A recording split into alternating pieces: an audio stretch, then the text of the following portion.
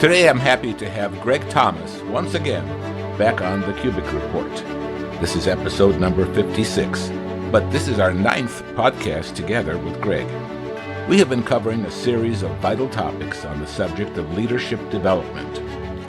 Greg is a business consultant, author, keynote speaker, and a personal life coach that I've known for many years. As a reminder, you can learn more about Greg's training skills on his YouTube site. Simply type in Leadership Excellence, one word, Leadership Excellence, on the YouTube homepage search bar, and you will find him. In the past, we have spoken with Greg about the importance of personal leadership. Then we covered the 12 principles of personal leadership. And most recently, we spoke about servant leadership, which was very popularly and well accepted. And now we are going to discuss how we can gain the most out of each day. That's today's topic, how we can gain the most out of each day.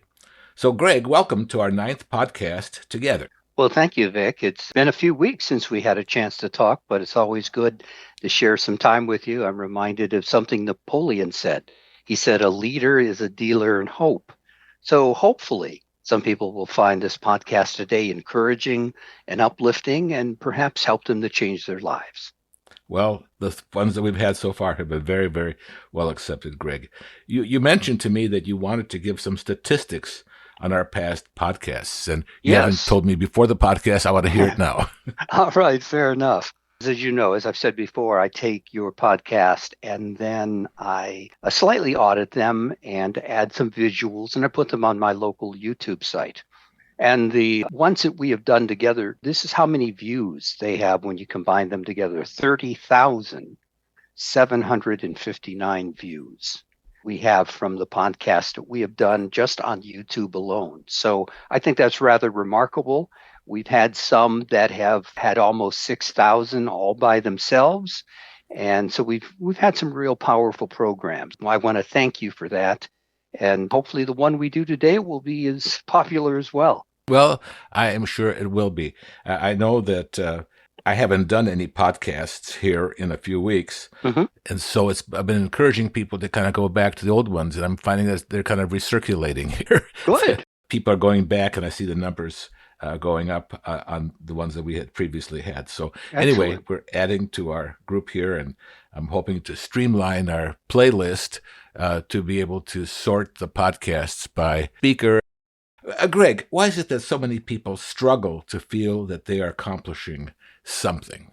It's an excellent question, as a lot of yours are, Vic. So we're moving from our discussion on more business-oriented servant leadership, and even though it applies to some of our personal lives. By the way, I was mentioning to my wife earlier today, I did get an email from one of your podcast followers, and he said to me, thanks so much for your series on servant leadership. But I'm not a business owner. I'm not someone who's a supervisor. I'm not a manager at a company. And even though this was interesting, it didn't quite apply to my life. So that's why I suggested last time near the end of our final series on servant leadership to get on this topic. Because we all want to live fulfilled lives. We all want to have a day that's abundant. When we close our eyes at night and we go to sleep, we say, man, this was really a great day. And the major reason so many people struggle to feel that way, to feel like they've accomplished something, is they don't live life intentionally. It gets back to our very first podcast together. We were talking about making choices, making those choices ourselves to direct our lives rather than allowing time and chance to govern our lives. And many people get up in the morning and they go through a ritual of unproductive steps or habits. They allow distractions. They allow shiny objects to direct their day, to decide what they're going to do. They allow noise and they allow complaints and they allow all kinds of things to become their priority for the day instead of deciding for themselves intentionally what they really wanted to do and get done. There's an old Scottish proverb, and it says, what may be done at any time will be done at no time. If we are not intentional, if we are not designed to live on purpose and for a purpose, then our day is just going to be filled with busyness rather than anything that's productive or fulfilling. We're just going to be playing to someone else's tune. We're going to be responding to distractions, to a society and a media that wants to manipulate our attention and wants to tell us what we should focus on and the things that we should do. So many people struggle to feel like they're accomplishing something because they're not living life intentionally. They're not making those personal choices. They're not living life on purpose or for a purpose.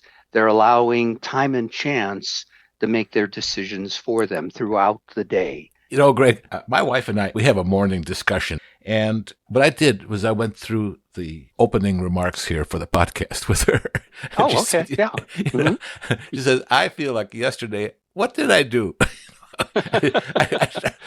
I did this, I did that, these phone calls, mailed out some wires to the other countries, and everything. Sure. And, what did we do? And in some ways, you do a lot of things, but it seems to be a haze of different busy things that you have done. And it might be good for people to tighten up, and I'm sure that this is what is going to be coming out here today, to make yourself feel that when you get to the end of the day, that I have accomplished something intentional or finished something or be able to crack something that I hadn't done before. So I'm anxious to hear what you have to say, Greg. Well, great. And absolutely, that's the purpose of this podcast. And we'll probably do one more on it because I don't see, looking at my notes here, I don't see how we could cover it all today, is basically to help people so that at the end of the day, they can say to themselves in their private moments, wow, this was really a great day. I got some good things done. I feel fulfilled. I feel that I've really done some positive things and accomplished something. And that's what this is all about. I would like to also know how to, be able to have advice from a life coach on how to do things better and how to lead a more productive life. Greg, a lot of people feel a lack of personal fulfillment in their lives. Why is this? Well, it basically boils down to one of two reasons. The first reason is the theme of what we just discussed. People don't have a purpose or a passion in their lives, and therefore their life is being guided by society norms, what our society tells us is important, or what society tells us we should be doing, or for a media. The media has an agenda, whether it's social media or broadcast media, it has an agenda. It tells us what we should think. It uses all kinds of manipulative techniques to try to get us to watch more, to get more involved. And of course, that wastes our time. And then sometimes our lives are guided by other people. We allow them to control our time. We allow them to control our agenda. There's an old saying that people who have no goals or purpose are controlled by those who do. So it gets back to first of those two main reasons is having a purpose, realizing that we have to establish what our daily routine and agenda is and not allow society or the media or other people to do that. The second main reason is that we don't understand the habits or the tools that will help us to turn that passion or the purpose we have into personal fulfillment. So it's one thing to have it, and I hope everyone has goals. We talked about that, I think, in our first podcast, personal mission statement, creating goals that radiate from that personal mission statement. And once you understand what those goals are and you have developed a passion, that's great. But many people don't understand that there are habits or tools that we need to use to develop that into personal fulfillment. So again, we're going to be moving from the business leadership that we were talking about, focusing on with servant leadership, into life coaching principles. And these principles apply to everyone. Well, I'm anxious to hear. Great. So let's begin. How do you get the most out of each day? The first thing you have to do is you have to create some good morning habits. And that's what I would like to talk about for a while. And the first habit is you wake up, that you get that grogginess and that sleepiness out of our head, and we wipe our eyes and we realize that it's a brand new day, is to wake up with gratitude. A big problem is that many people focus in life on what they lack rather than what they have, and they really don't have gratitude. So the first things that should enter our minds, obviously, if you're a spiritual person, is the gratitude for waking up, that Hmm. you've been given the gift of another day of life, the gratitude for family and friends. If you have a job, the gratitude for having a job and living in a part of the world in which you have freedom to be unique. And I tell people all the time, if you live in the Western world, and I think you can relate to this far more than I can because of your work in Africa and other nations, many people who live on Earth today would trade places with us in a heartbeat. I mean, we are Hmm. just so blessed. We have so many things in our culture and in our society, so many blessings that are just there.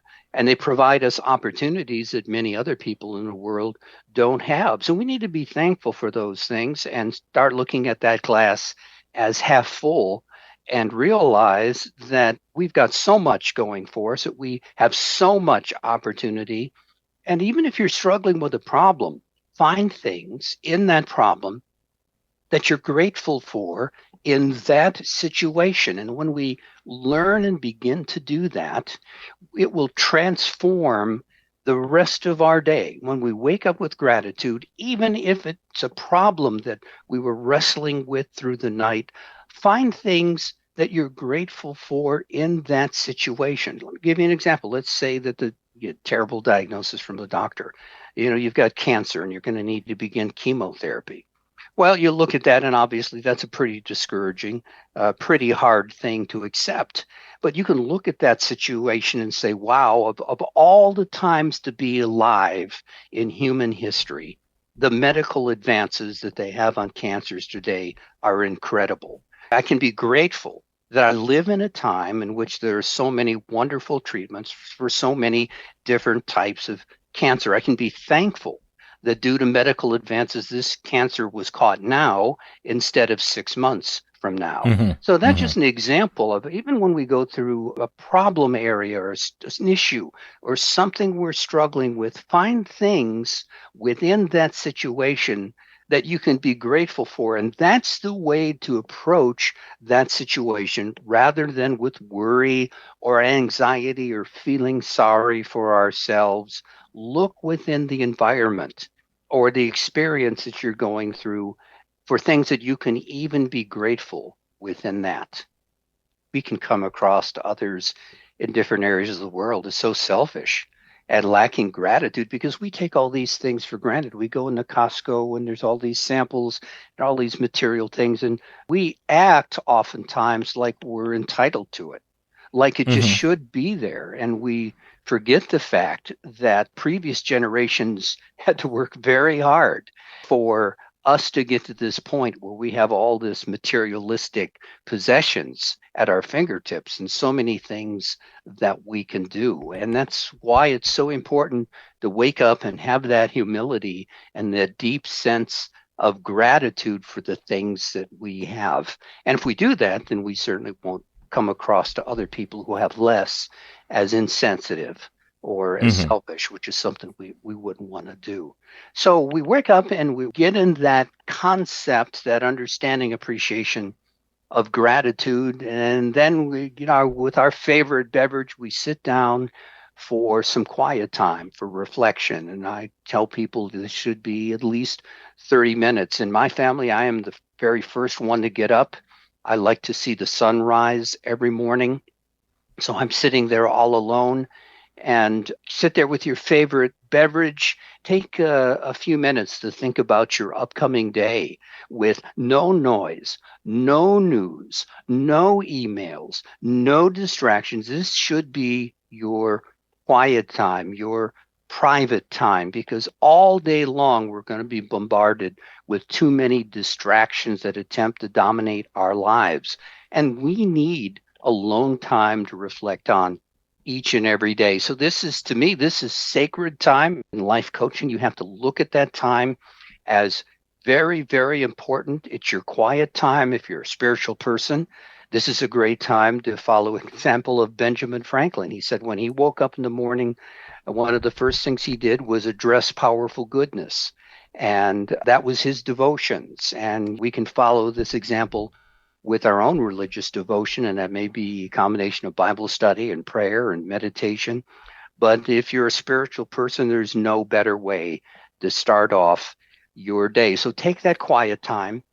Look at it as something that you do not compromise on, except in the rarest situations. Try to get up before anyone else if you can. If you can't get up before everyone else, find at least a quiet room or a place where you can be alone and not be distracted by noises. Again, don't look at email yet. Don't turn on the local news and listen to all the killings and robberies and everything else that happened last night, because you would begin to allow your mind to focus on the negativity and those distractions rather than on what we're trying to do with this quiet time, with these reflections. Remember so well, in my work in my ministry in the early years. And I was just kind of going through some of that 50 years ago. And I'm trying to think of what we didn't have, which actually produced almost a more wholesome mental start for the day. We had, first of all, no internet. There was no logging on to anything. And then we also, as far as the telephone was concerned, any telephone call that was out of your city was long distance, and you could only afford so much of it. We could only talk a little bit. Now, you're so tempted to see who wrote to you overnight. And if you work with international things, there's somebody always writing to you 24/7 all the time. And then not only that, you have all these pop-ups that come that say, hey, you want to see this? You want to see that? How about ordering this? And you try to just bang down those things. And it really, I can see, can create mentally straining condition to where you get snuffed out what you need to do. And you're really tapping into energy that should be put to good use. And I think this is an excellent point for us to consider. Yeah, absolutely. I tell people in my career, I started out in my career as a salesman in the early 70s. And I tell folks the difference between the early 70s and about 10 years ago when I left the corporate world to start Leadership Excellence. When I started my career in the 70s, I would travel from city to city. I was a salesman. And at 5 o'clock, your day ended. I spent most of the day traveling cities looking for payphones. In cities, there was no cell phone, right? So you're spending half the day trying to find a payphone to call into the home office to find out what's going on. But at 5 o'clock, your day was absolutely, positively done. You're at some hotel somewhere, and no one's going to call you. No one's going to bother you. There's no email. There's nothing. You are free after 5 o'clock. Now, at the end of my career, again, which was about 10 years ago, I've got a cell phone. I've got my email dinging at 10 o'clock at night in a hotel. This customer's unhappy, or this shipment won't be made. So it's like 24/7, a desire to create anxiety and to bring up issues and problems. And again, it's just this constant distraction.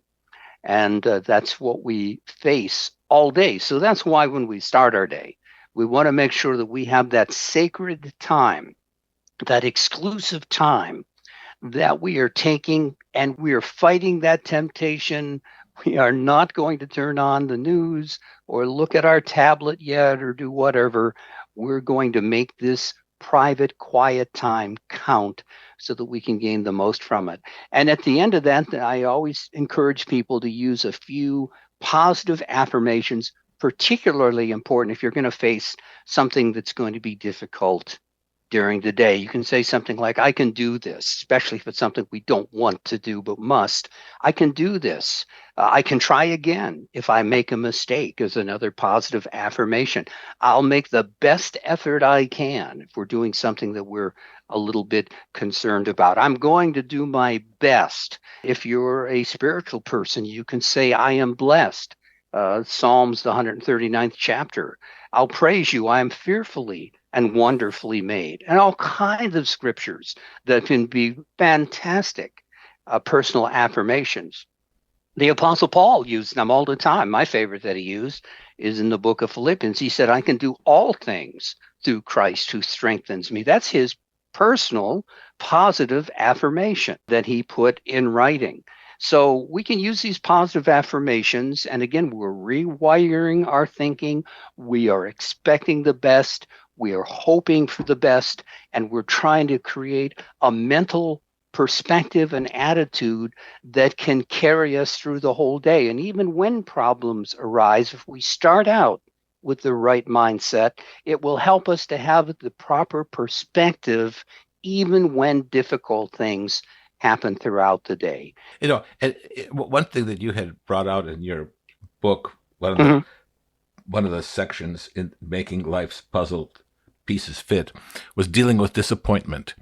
And Yes. dealing with disappointment not only on a daily basis, because we'll find things that really go our way and we're just riding high, and then when something troubling or something disappointing or something turns out not the way that we thought we would, it could be crushing. And I feel like this is a very important, we need important tools to be able to go through this, not only on a day-to-day basis, but over the year or over a career, of how to deal with disappointments and setbacks. General Patton said, you measure life not by how high you rise, but how high you bounce after falling. you know, Yeah, exactly. and Yep. that's a paraphrase. I think it's very important as far as managing life is and personal fulfillment as we're talking about, to be able to recover from deep disappointments and not get bitter or not, Mhm. take actions. Because we've seen it, you and I both have seen just a lot of that type of thing in our lives. Sure, absolutely. And I think when you come to understand that even those disappointments have a purpose and they have a value behind them, then it's easier to deal with them and it's easier to move forward, no matter what you have to experience in life. So Mm-hmm. as you think about these positive affirmations, and you're going to come to the point where you're going to start meeting your spouse or your children or loved ones, or the phone's going to start ringing.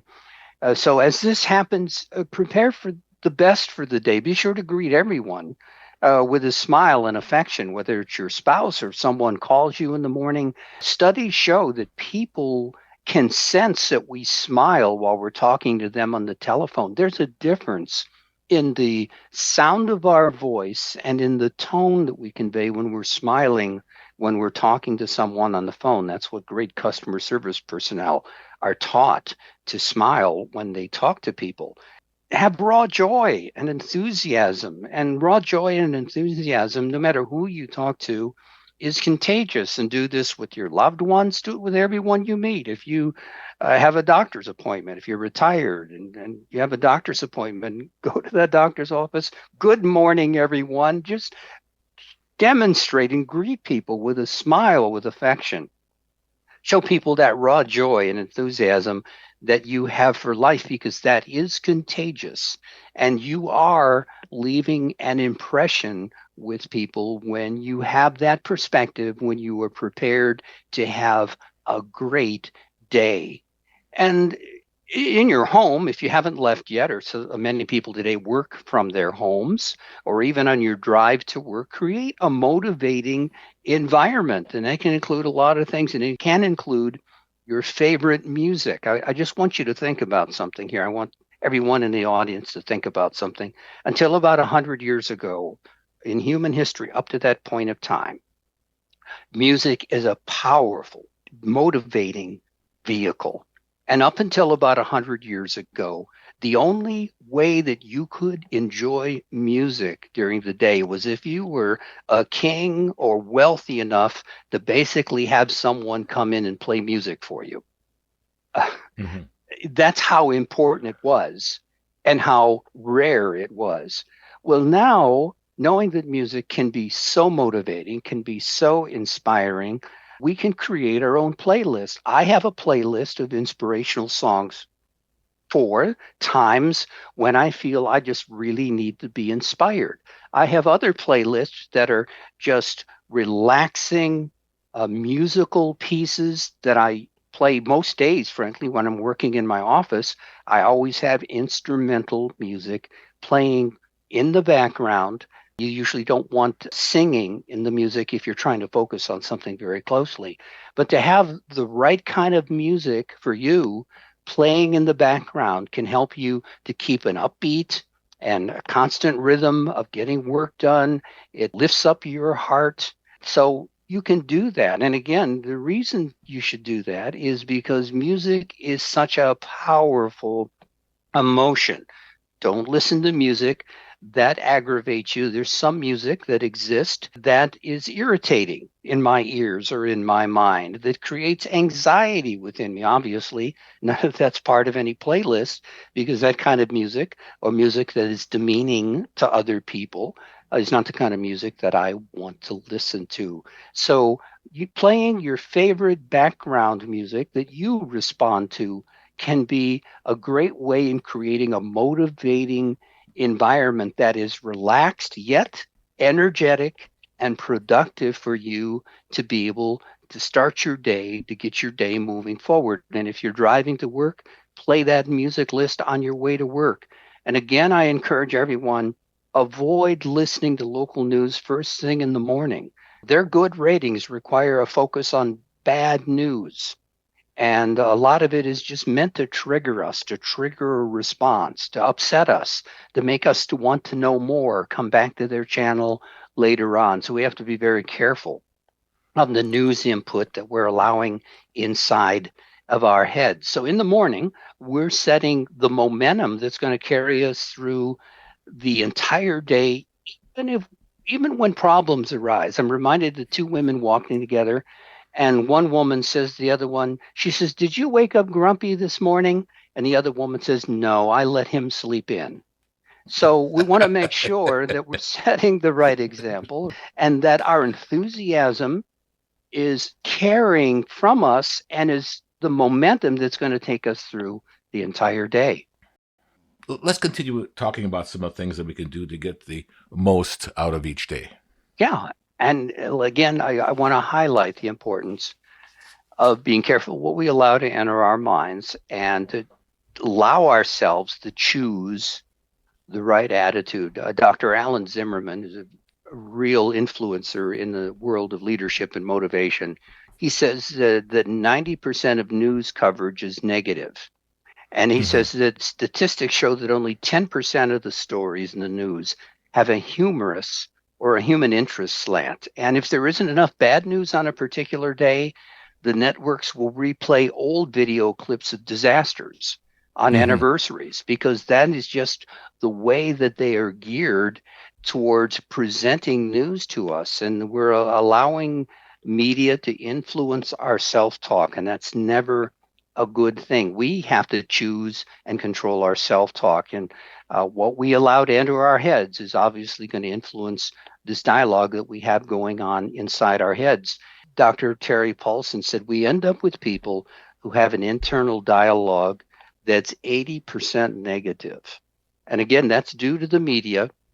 It's due to our human nature, which has a tendency to go negative. Even if our thoughts start out good, there's usually a tendency to degenerate the thinking in our head into something that's negative. And so we have to fight that. We have to distract ourselves from that. We have to resist that. And I'm reminded by a statement from Benjamin Franklin, because people who they don't have a purpose, they don't have a reason for living. Benjamin Franklin, obviously, he was a printer, he was a politician, he was a statesman, he was an ambassador, just a multi-talented Renaissance man. And he looked in the world and he said, you know, most people die at age 18, but we don't bury them until they're 65. Wow. They've quit living. They're just going through the motions of life, and they're not really achieving anything. They're not doing anything with their lives.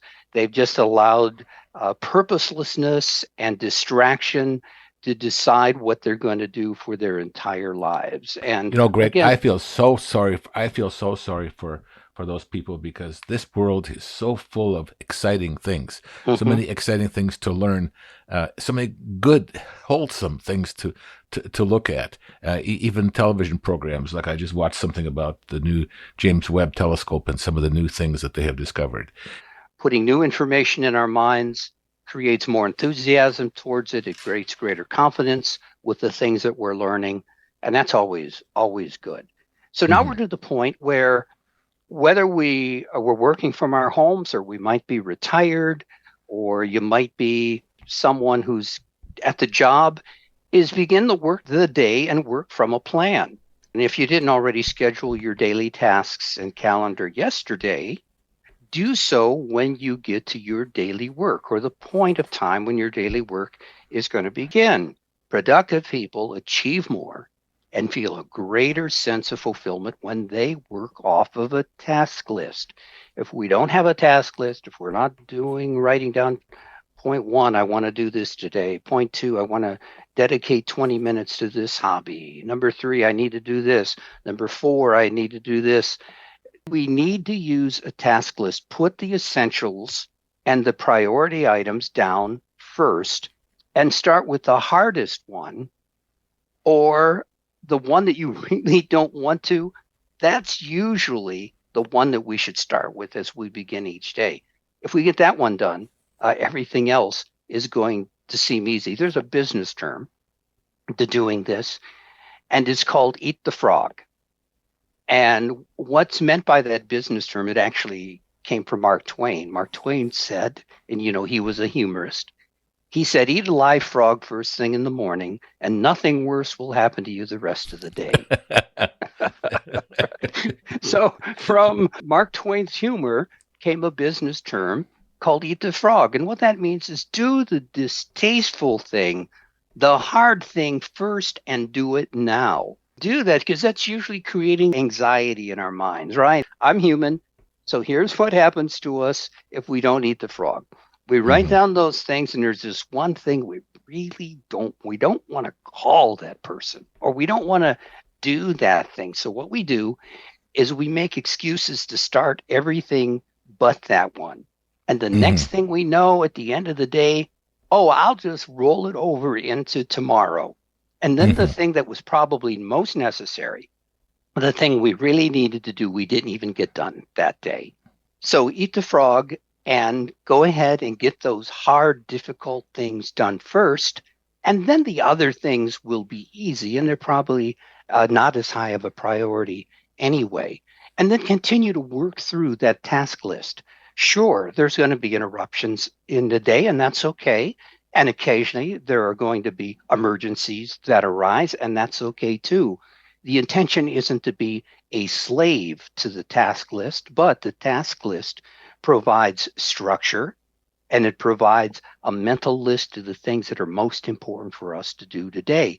If you don't have a plan, you work on distractions all day long. If we don't have a list, then all we're doing is trying to remember the things we wanted to do today, and we're allowing those shiny objects that constantly arise to pull us in that direction instead of getting the things done that we really need to get done. Now, Greg, one thing that I have done for years is reminder lists of things to do and prioritized lists. Started with a program called Reminder years ago, and right now I use To Do by Microsoft. And there are other programs. Oh, sure. I absolutely have to have something that is a list that's prioritized by what's important.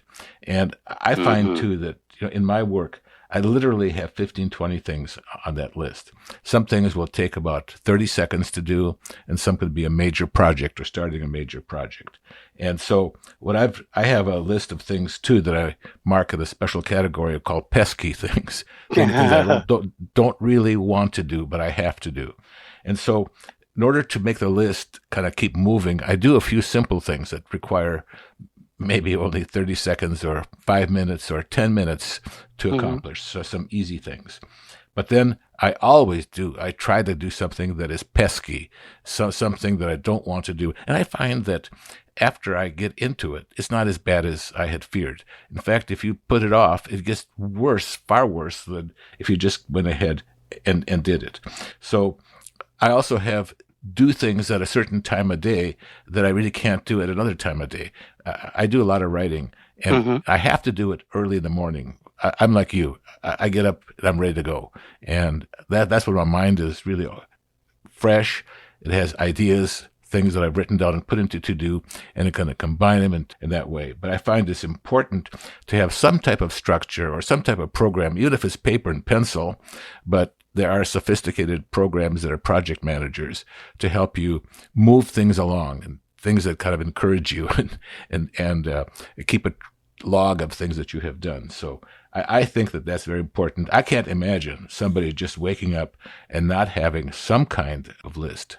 Vic, I'm here to tell you from my experience as a personal life coach that the overwhelming majority of human beings in this world have no list and really have no goals and no structure for the day. And it was Lewis Carroll, this is attributed to Alice in Wonderland. Lewis Carroll wrote, "If you don't know where you're going, any road will get you there." So we have to have a plan. We have to work off that plan. We have to have that structure.